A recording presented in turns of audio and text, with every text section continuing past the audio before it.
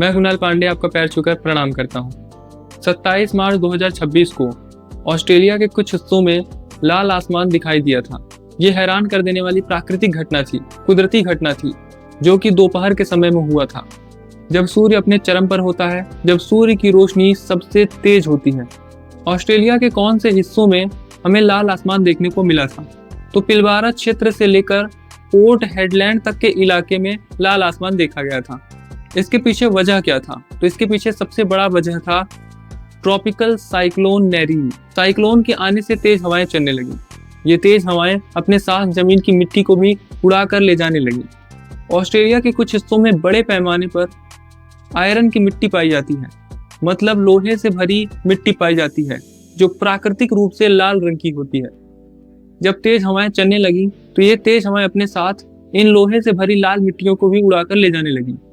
आसमान में धूल के कण इकट्ठे हो गए। चलिए इसको विज्ञान के नजरिए से समझने की कोशिश करते हैं।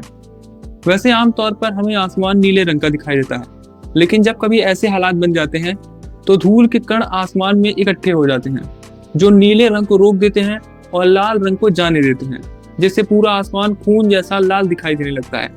और यही प्राकृतिक घटना 27 मार्च 2026 को हमें पश्चिमी ऑस्ट्रेलिया में देखने को मिली थी। क्या यह खतरनाक था? क्या ये जानलेवा था? नहीं, कोई घबराने वाली बात नहीं है। ये जानलेवा या खतरनाक इतना नहीं था। हाँ, इससे दिखाई देना कम हो जाता है, क्योंकि धूल बहुत ज़्यादा होती है, जिससे आसपास की चीज़ें दिखाई नहीं देती हैं। और साथ ही धूल बहुत ज़्यादा होने से सेहत पर नुकसान पड़ सकता है, सेहत पर खतरा हो सकता है।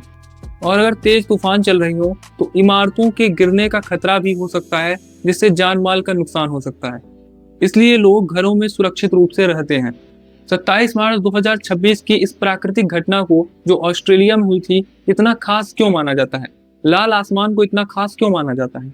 देखिए, लाल आसमान तब बनता है, लाल आसमान तब दिखाई देता है जब तीन चीजें एक साथ होती हैं। वो तीन चीजें कौन सी हैं? पहला है सूखी जमीन, दूसरा है लोहे से भरी मिट्टी, और तीसरा है तेज और मजबूत तूफानी हवाएं।